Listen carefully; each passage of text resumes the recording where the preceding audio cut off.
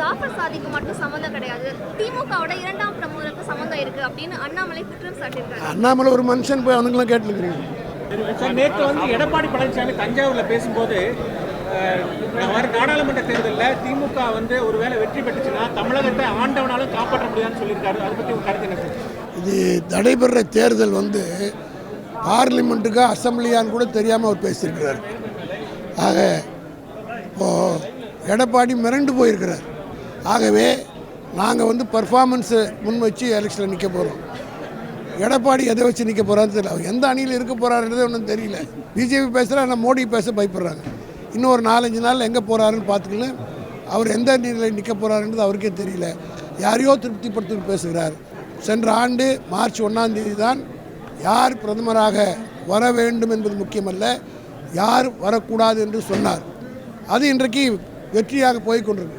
உத்தரப்பிரதேசத்திலே alliance முடிந்து விட்டது, அதேபோல் மகாராஷ்டிராவிலே முடிந்து விட்டது, பீகாரிலே முடிந்து விட்டது, டெல்லியிலே முடிந்து விட்டது, பஞ்சாபிலே முடிந்து விட்டது, தமிழ்நாட்டிலும் ஏறத்தாழ முடிந்து விட்டது, குஜராத்திலும் முடிந்து விட்டது.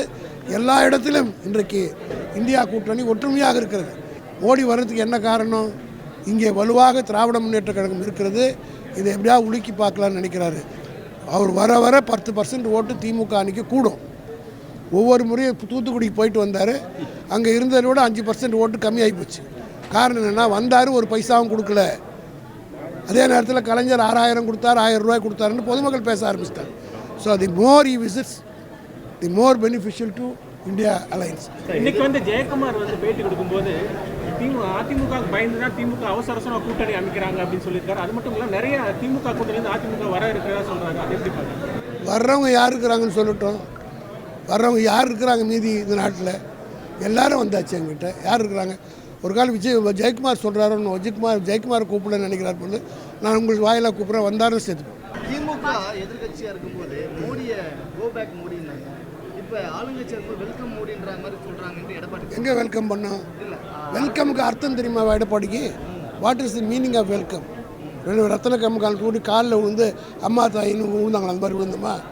நேற்று எடப்பாடி பழனிசாமி தஞ்சாவூரில் பேசும்போது நாடாளுமன்ற தேர்தலில் திமுக ஒருவேளை வெற்றி பெற்றுச்சுன்னா தமிழகத்தை ஆண்டவனாலும் காப்பாற்ற முடியாதுன்னு சொல்லியிருக்காரு. அதை பற்றி ஒரு கருத்து என்ன? இது நடைபெற தேர்தல் பார்லிமெண்ட்டுக்கா அசம்பிளியான்னு கூட தெரியாமல் அவர் பேசியிருக்கிறார். ஆக இப்போது எடப்பாடி மிரண்டு போயிருக்கிறார். ஆண்டவனால் கூட காப்பாற்ற முடியாத நாங்கள் ஜெயிச்சு பாராளுமன்ற தேர்தலில் 19ஆம் ஆண்டு நடைபெற்ற தேர்தலில் 39 இடங்களில் வெற்றி பெற்ற பிறகு தான் தமிழ்நாட்டு மக்கள் ஆட்சியை எங்கள் இடத்துல ஒப்படைத்தார். ஆகவே நாங்கள் பர்ஃபார்மன்ஸை முன் வச்சு எலெக்ஷனில் நிற்க போகிறோம். எடப்பாடி எதை வச்சு நிற்க போகிறான்னு தெரியல. அவர் எந்த அணியில் இருக்க போகிறாருன்றது ஒன்றும் தெரியல. ஏன்னா பிஜேபி பற்றியும் பேச மாட்டேங்கிறாரு. பிஜேபி பேசுகிறா, ஆனால் மோடி பேச பயப்படுறாங்க. இன்னும் ஒரு 4-5 நாள் எங்கே போகிறாருன்னு பார்த்துக்கலாம். அவர் எந்த நிலையில் நிற்க போகிறாருன்றது அவருக்கே தெரியல. யாரையோ திருப்திப்படுத்தி பேசுகிறார். திமுகவை பொறுத்த மட்டிலும் இந்த தேர்தலிலே எங்கள் தலைவர் சென்ற பிறந்தநாள் விழாவில் தான் இந்த அணியை அமைக்க வேண்டும் என்று பேசினார். ஃபஸ்ட்டு அவர் தான் பிள்ளையார் சொல்லி போட்டார். போன பிறந்தநாள் விழாவிலே சென்ற ஆண்டு மார்ச் 1ஆம் தேதி தான் யார் பிரதமராக வர வேண்டும் என்பது முக்கியமல்ல, யார் வரக்கூடாது என்று சொன்னார். அது இன்றைக்கு வெற்றியாக போய்கொண்டிருக்கு. உத்தரப்பிரதேசத்திலே அலைன்ஸ் முடிந்து விட்டது, அதேபோல் மகாராஷ்டிராவிலே முடிந்து விட்டது, பீகாரிலே முடிந்து விட்டது, டெல்லியிலே முடிந்து விட்டது, பஞ்சாபிலே முடிந்து விட்டது, தமிழ்நாட்டிலும் ஏறத்தாழ முடிந்து விட்டது, குஜராத்திலும் முடிந்து விட்டது. எல்லா இடத்திலும் இன்றைக்கு இந்தியா கூட்டணி ஒற்றுமையாக இருக்கிறது. இதை பார்த்து அவர்களால் தாங்கிக்க முடியாத காரணத்தினால்தான் வார ஒரு முறை மோடி வர்றார். மோடி வர்றதுக்கு என்ன காரணம்? இங்கே வலுவாக திராவிட முன்னேற்ற கழகம் இருக்கிறது. இதை எப்படியாவது உலுக்கி பார்க்கலான்னு நினைக்கிறாரு. அவர் வர வர 10% ஓட்டு திமுக அணிக்கு கூடும். ஒவ்வொரு முறையும் தூத்துக்குடிக்கு போயிட்டு வந்தார். அங்கே இருந்ததை விட 5% ஓட்டு கம்மியாகி போச்சு. காரணம் என்னென்னா, வந்தார், ஒரு பைசாவும் கொடுக்கல. அதே நேரத்தில் கலைஞர் 6000 கொடுத்தார், 1000 ரூபாய் கொடுத்தாருன்னு பொதுமக்கள் பேச ஆரம்பிச்சிட்டார்.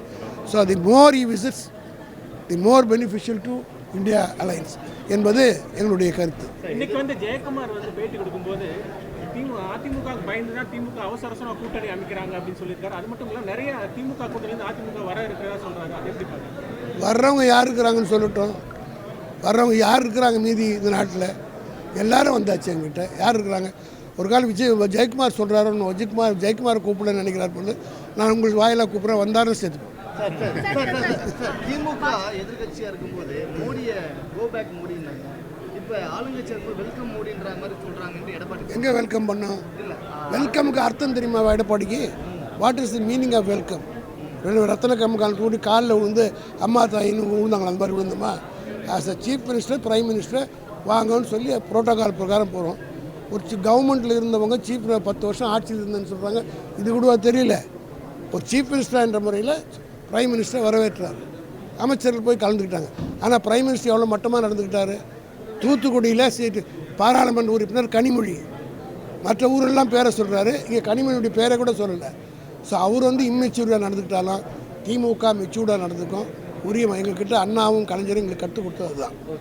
போதை கடத்தல் வழக்கில் ஜாஃபர் சாதிக்கு மட்டும் சம்மந்தம் கிடையாது, திமுகவோட 2ஆம் பிரமுகருக்கு சம்மந்தம் இருக்கு அப்படின்னு அண்ணாமலை குற்றம் சாட்டியிருக்காரு. அண்ணாமலை ஒரு மனுஷன் போய் அவனுங்களாம் கேட்டுருக்கிறீங்க.